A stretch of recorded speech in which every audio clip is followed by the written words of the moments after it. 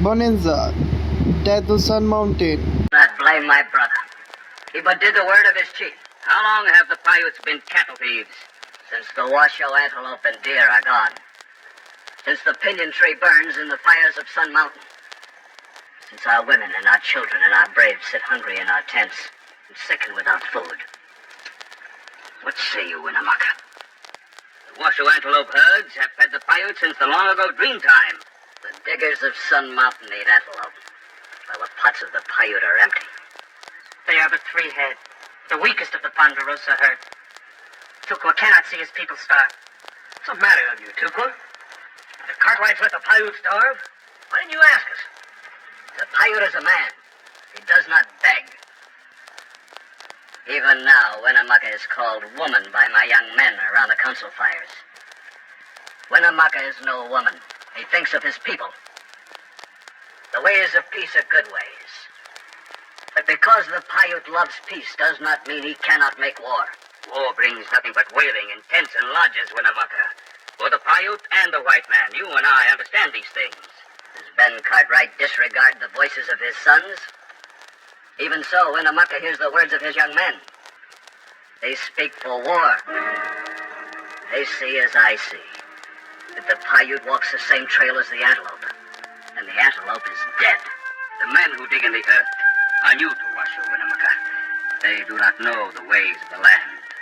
My sons and I, we will ride to them and make them understand. They will listen. The Cartwrights and the Paiutes have long walked the earth together. But if there is war, Ben Cartwright, even the men of the Ponderosa can die. There will be no war. And no more antelope will die. I will see to it. Tukwa always speaks the truth. They must indeed be the weakest cattle of our herd. For our friendship, would you drive them off the Ponderosa? Help your people, Tukwa. I don't like all that war talk. That New Virginia city's full of fools. You think even fools would know you can't push Indians around? All they were thinking about was food. Food is one thing, destroying the balance of nature is another. To keep this up, the whole of Washoe will become a desert. Saw it happen at John Sutters, California. All right, let's go. Where, Paul? Virginia City.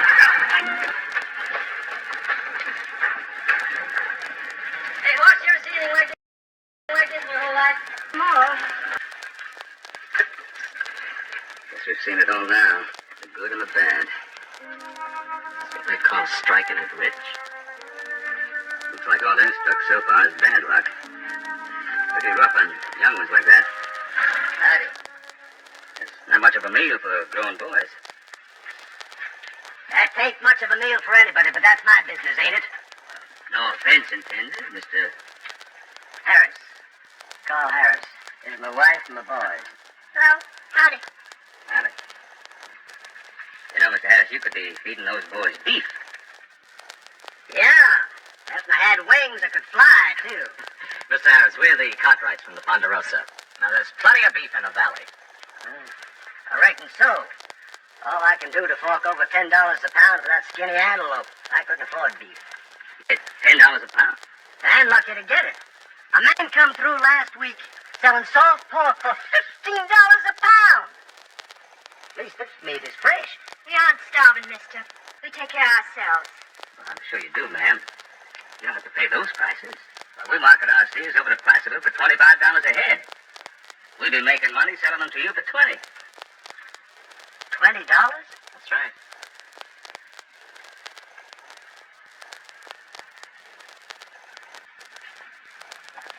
Are you joking me, mister? They're yours if you want them. All you have to do is come over to the Ponderosa and drive them away.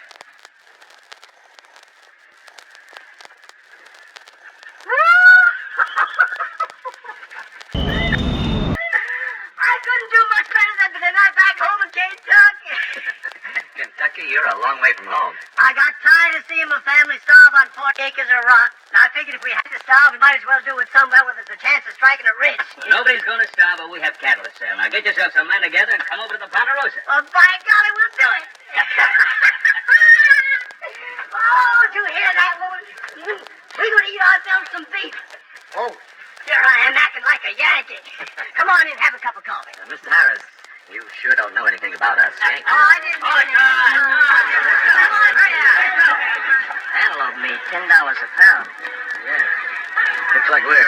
program start, no? More crowd here. Come on.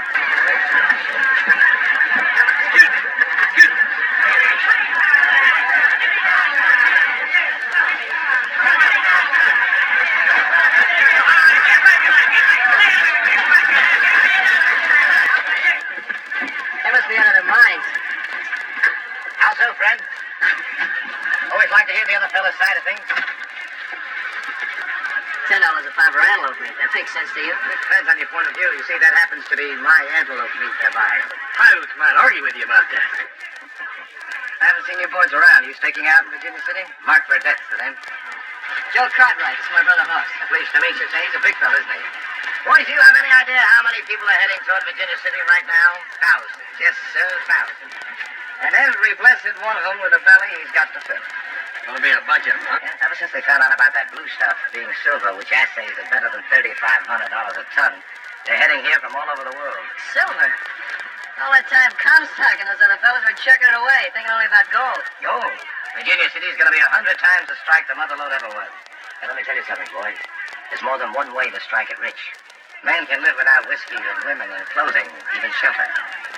But if he doesn't eat, he dies. Hey, little Joe. What are you doing here? I'd like you to meet Mark Burdette. He owns this place. I'm proud to meet you, Mr. Cartwright. It's my brother Adam. Adam? You boys sound as if you want to talk. The one thing you'll find out about me, I'm always ready to oblige. That's right, gentlemen. Here we are. It's not very much, but it's a beginning. What I say is let them have their silver as long as I can sell them their meat. Charging pretty fancy prices for that meat. That's the only meat in town, Mr. Cartwright. It cost me a lot to get it. Liable to cost you a lot more. Mister, you went out and butchered the meat supply of the whole Paiute nation. You're risking an Indian war. Oh, come now, friend. I have nothing against the Indians. What I always say is fair game is fair game. Hey, Buck, why don't we sell some of our stock to Mr. Burdette here? And the Paiutes can have the antelope to themselves again. What stock you talking about, son? Don't you know about the Ponderosa? We got more prime cattle.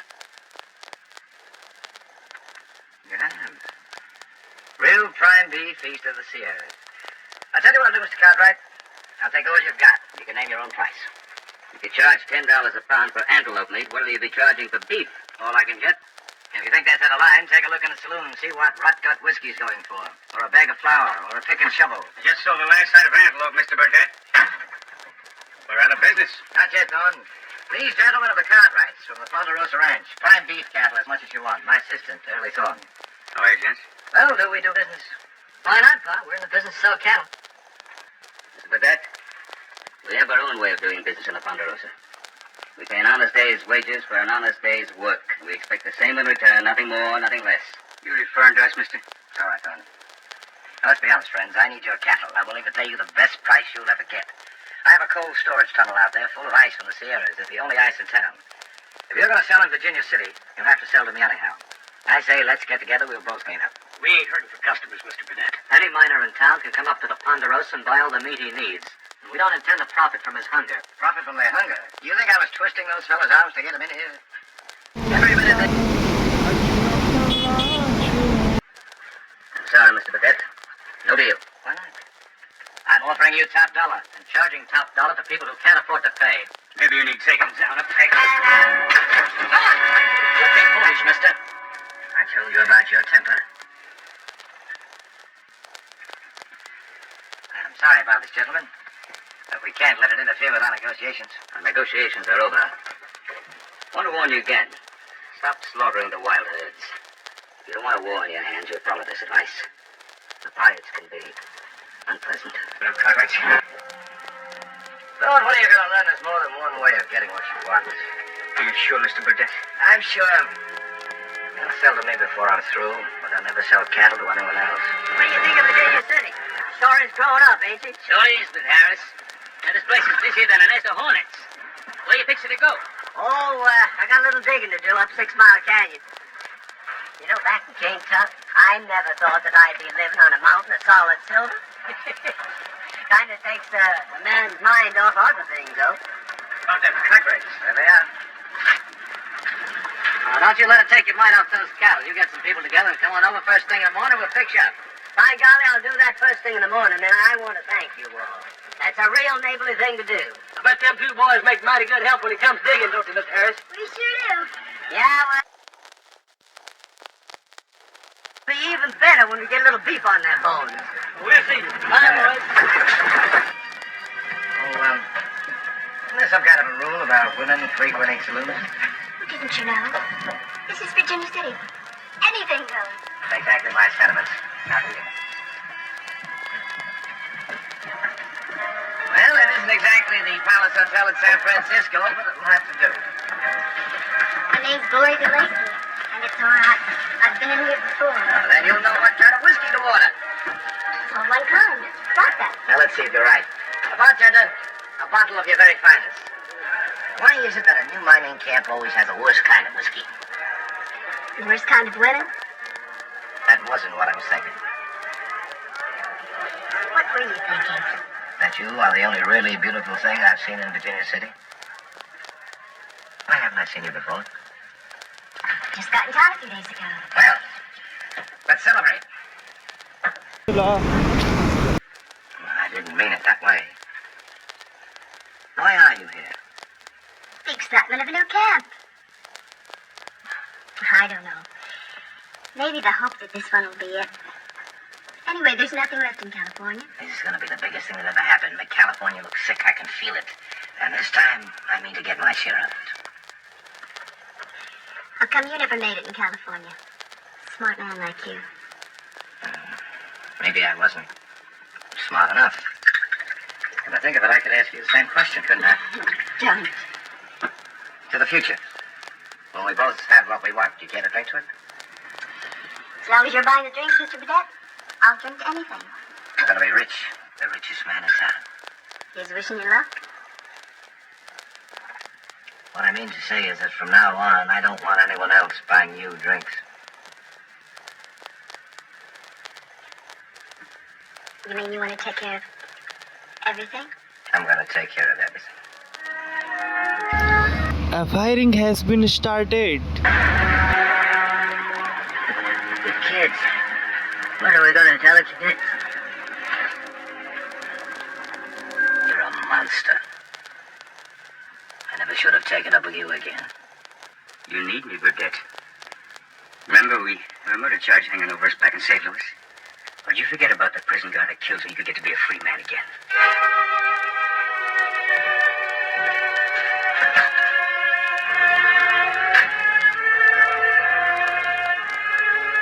Here you are, 3 Kings.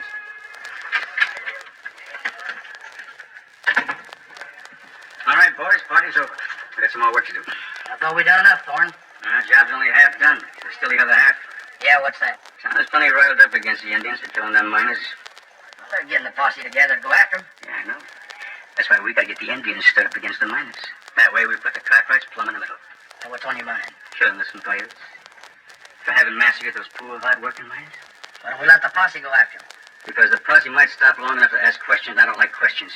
You mean like, who really killed those miners? What's the idea? I told you I don't like questions. You really are smart, aren't you, Thorne? Smart enough to know a dead man can't talk, even to a posse. What's the name of that Indian that works for the cartwrights? Did you hear me? Duqua. All right, boys, let's get moving. We gotta get to him before somebody else does. Why would anybody want to kill Tukwa? Vengeance, some strange notion of vengeance. It just don't make sense, Paul. Them miners is all killed with bullets. I would use arrows. I guess he didn't have much chance to tell him that. What will my young men say when I tell them of their brother's murder? You must keep them in hand, Winnemucca. Let the Ponderosa find the men who did this. I am an old man leading 1,000 stallions. Today I can stop my young braves. I do not know if I can tomorrow. We will return for Tuqua. But you heard Winnemucca say some miners did this, but that's no miner. At the moment, he's the only man who stands to make a profit by starting trouble between the ranchers and the miners, not to mention the Indians. Oh, we've got nothing to go on. We listen to Adam, we may ride into Virginia City and hang an innocent man. Well, he has a point there, Adam. We have no proof. You've met Burdett. How much proof do you need? Enough to know that we've got the right man. But why don't you let me go to Virginia City and snoop around, see what I can pick up? Alone? Sure, if we all go in together, everyone will see us. If I go in by myself, I won't be noticed. Might not be a bad idea, Paul. Maybe. Now, you take care of yourself, little Joe. Don't let Burdett tell you I have interest in his business. That'd be a bad investment. No, Joe. Maybe I want to ride in with you, huh? Of course, I'd be less noticed if I rode down the main street with a couple of wild steers. Don't worry, I'll take care of myself. Found the cart right beside with the pirates. What do you think would happen to him if it did? Who knows, almost anything. I wouldn't want him hurt bad. I have a feeling that Joe Cartwright and I are going to be friends. Yeah, good friends.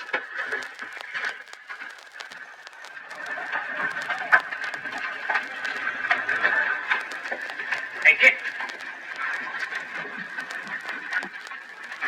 You talking to me, mister? Yeah, I'm talking to you, you muttering little skunk.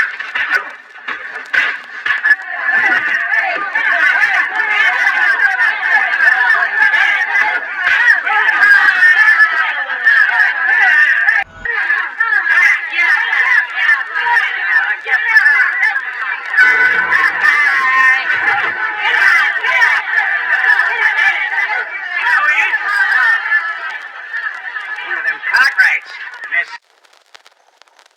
And they're with those murdering thieving pirates. Hiya! Somebody! Get a rope!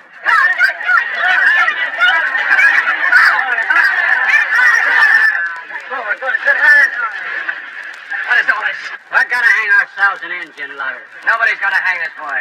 We got 3 men dead over those pirates. And don't say Joe Cartwright here's any part of it. Stop this, you. Yeah, so what? It's on your fired. I don't want to see you around my place anymore. Pick up. Take him into my office.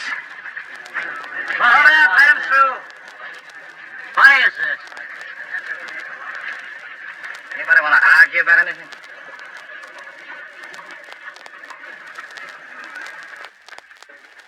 Young fool, how do you know? I told you he was identified. Yeah, that's right, you told me. Thanks for the help. Shall I buy you a drink someday, man? You know where to find me. I'll find you.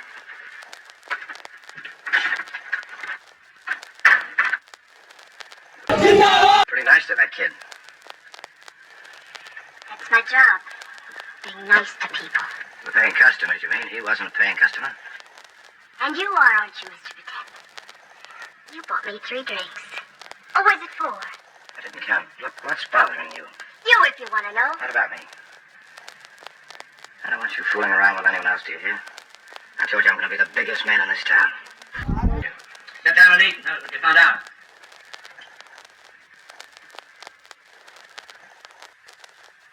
Oh, Joe, what did he do to you, boy? Out of your face. Forget it. Who did it? Now, hold still a minute. Now, who did it? Some miners in Virginia City. I said forget it. They beat you like this? They'd have hanged me if Mark Burdett hadn't stopped them. Hanged you? For what? Being a friend of the Paiutes. They saw Tukwa riding with the men who staged that massacre. That's a lie. Yeah, that's what I tried to tell them. What good it did me. Who's the one who identified Tukwa? Anyone that came out of it alive, that fella named Harris. Adam, what are you up to? We'll have a little talk with our friend. Where have you been? Staying away. After all, you fired me. Don't be funny. You look worried, Burdett. Don't remember seeing you look that way before. You're saying things. There isn't anything I can't handle. Sure. Like that girl I seen walk out of here? That one, named Glory? Why do you mention her? She doesn't have anything to do with it. She don't, huh? Well, I'm real glad to hear that. 'Cause I just seen her going out from the Harris place. The Harris place? Suppose Harris tells her the truth. I thought you and me came to Virginia City to strike it rich. Not stretch you up. Don't forget to like, share, and subscribe. That Indian. The one that rode for the Cartwrights. The one they called Tukwa. Did you see him during the attack? I don't even know who he is. Then you couldn't have identified him, could you? I couldn't identify anybody. What are you doing? Keep her What is it, Martha? They're hurting her. Who? The lady that just left the house.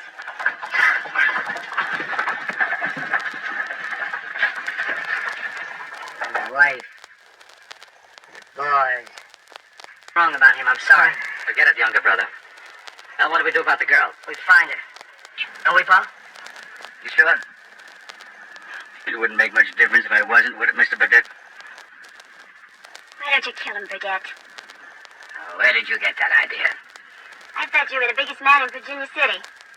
All right. Prove it. Kill him. The only thing between you and me making a real killing, partner. I'm gonna kill you, son. And just how do you plan to do that, Mr. Burdett?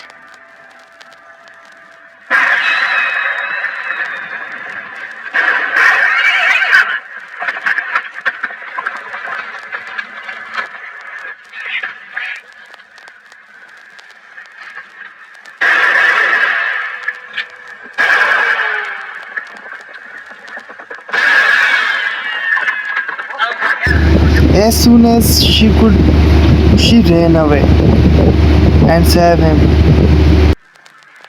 Coming near us, you're in the back!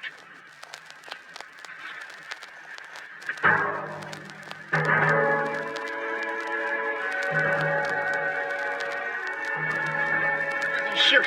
Because Thorne can still kill the girl. Now you clear out of here.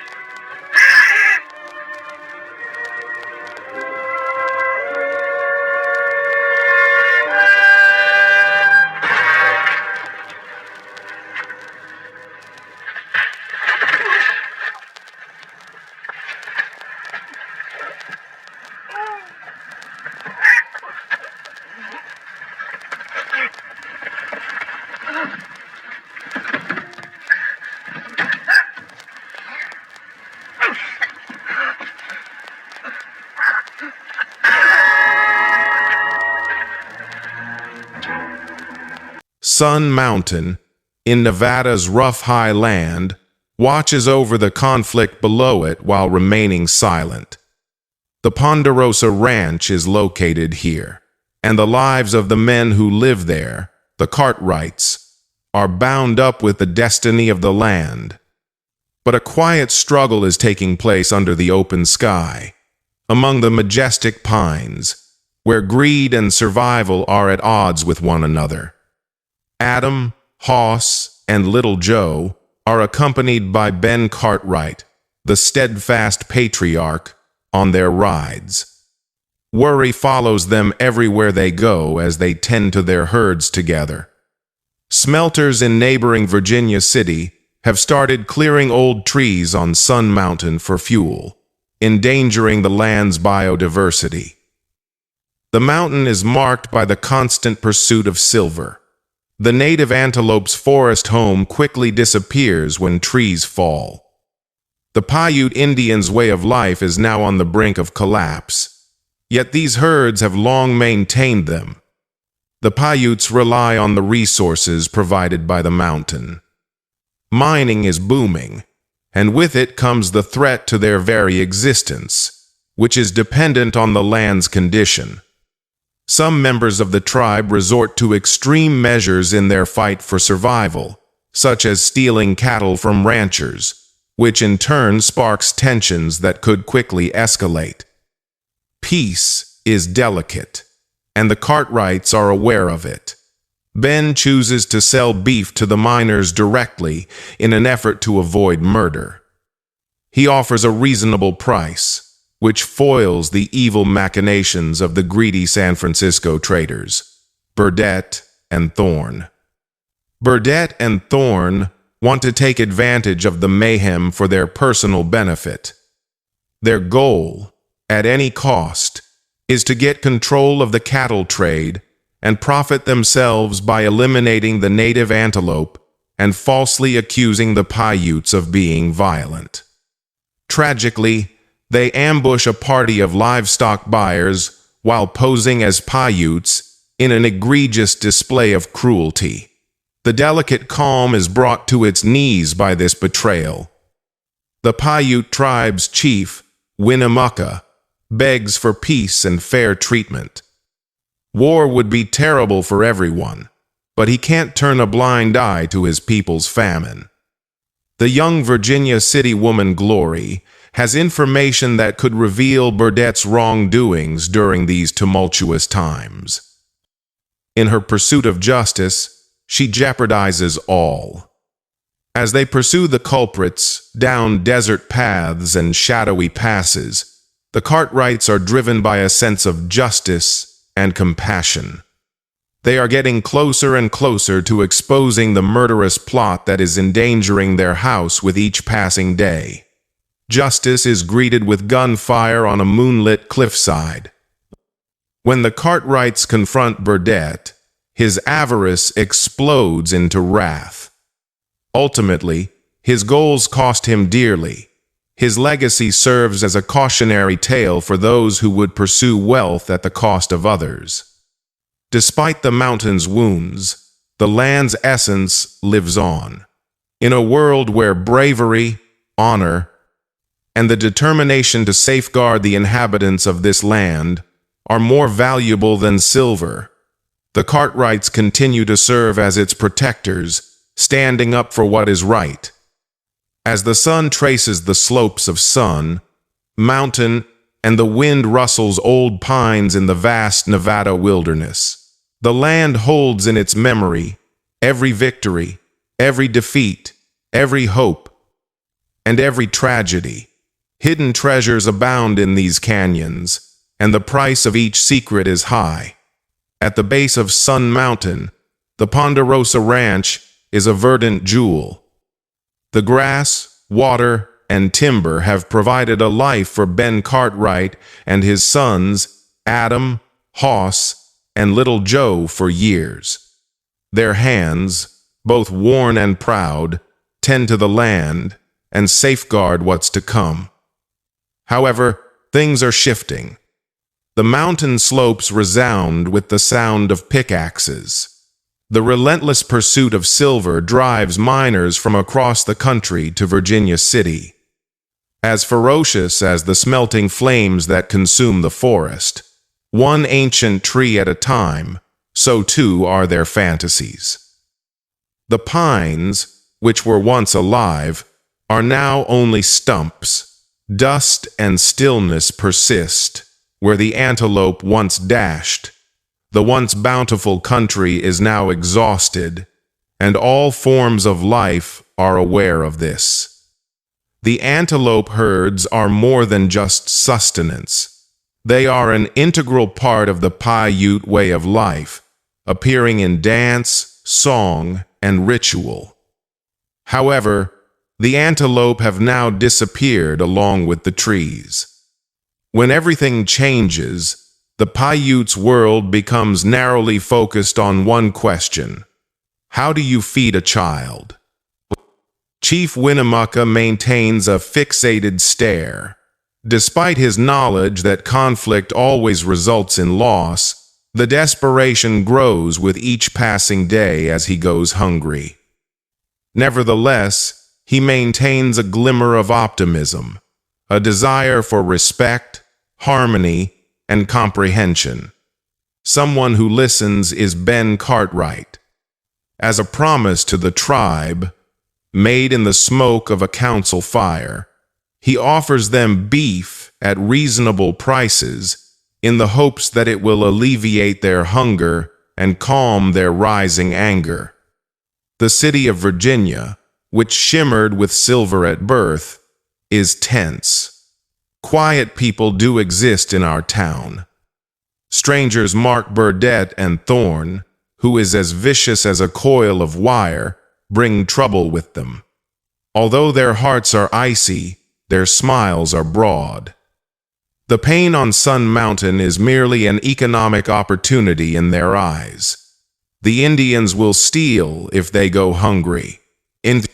A quarrel may break out among the ranchers if they witness the loss of their animals. Here, we deal in mayhem while you collect the spoils.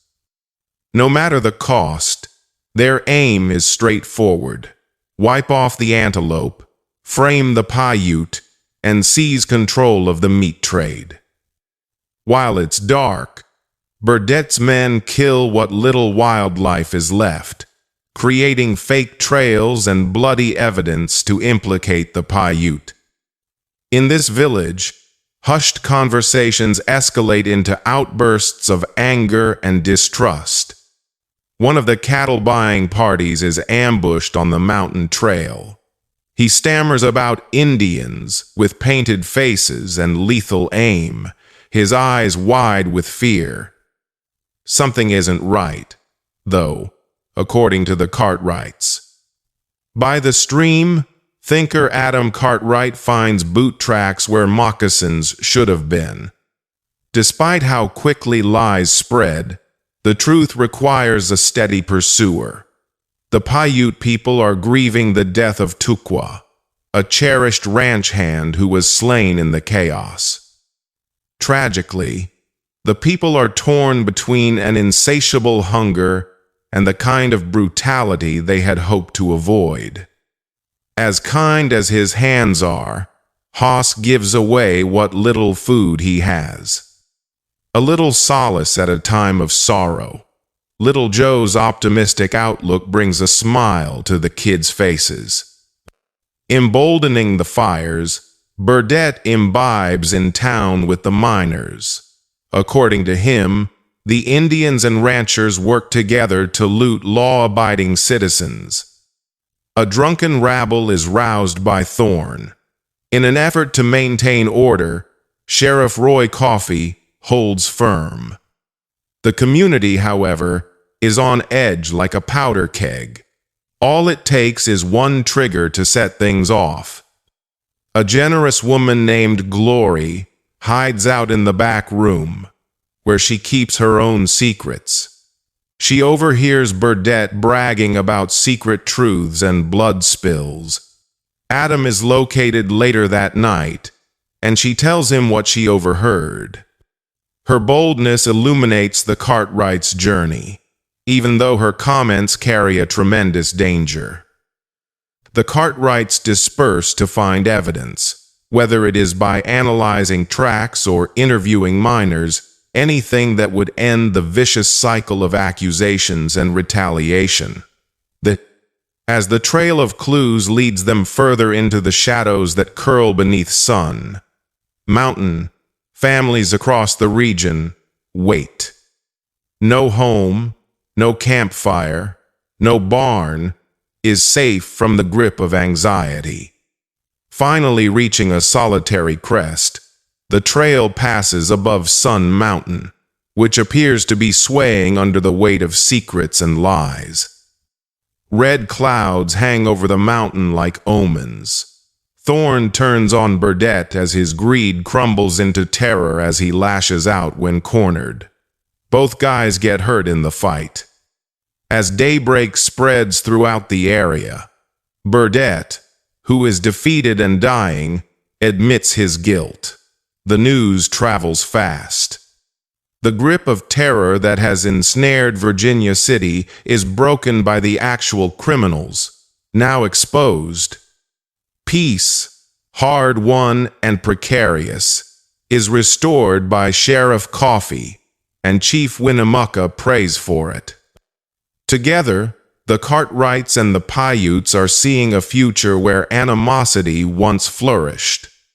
Together, the Cartwrights and the Paiutes find a glimmer of optimism where animosity formerly thrived. The Ponderosa may finally breathe freely now that calm has returned. The countryside appears appreciative as sunlight glimmers on early dew. Knowing that it takes more fortitude to cling on to what is right than to claim what is easy, Ben observes Adam, Hoss, and Little Joe with the pride of a parent. With the marks of past hurts and the promise of future healing, Sun Mountain continues to stand. Having the bravery to defend, to forgive, and to keep in mind that even on the most dangerous frontier, peace is the greatest reward, are more valuable than any amount of money or silver in the world.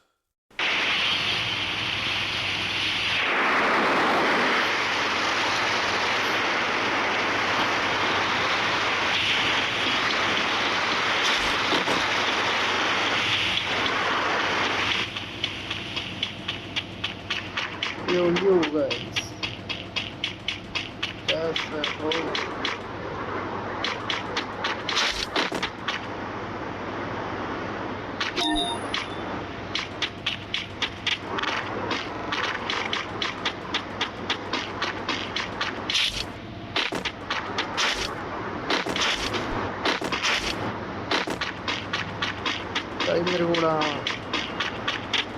One guy is singing.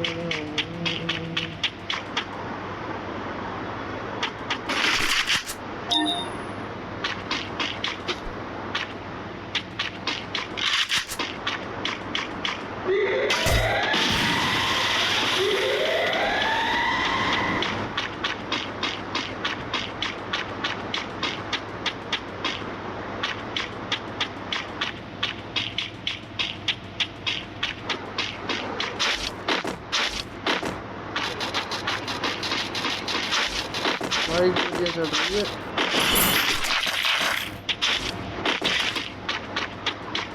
ये किधर से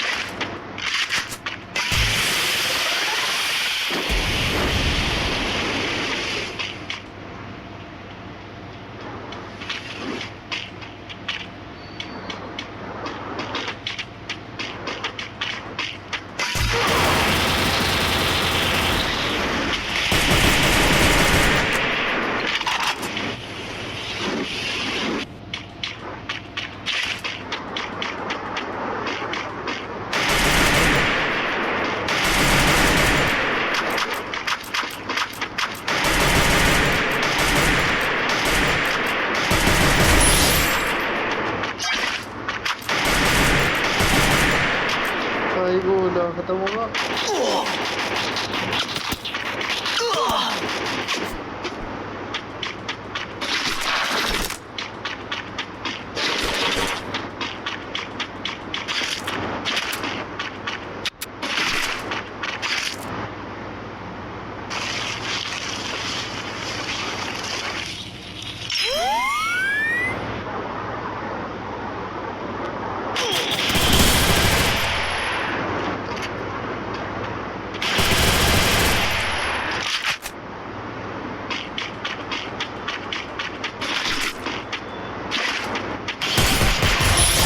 Takedown.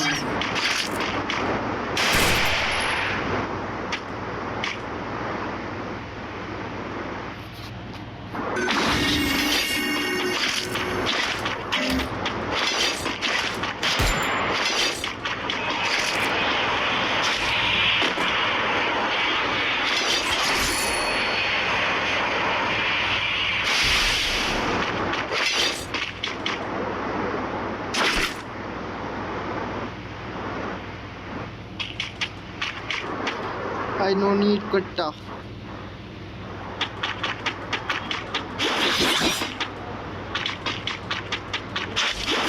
This is amazing.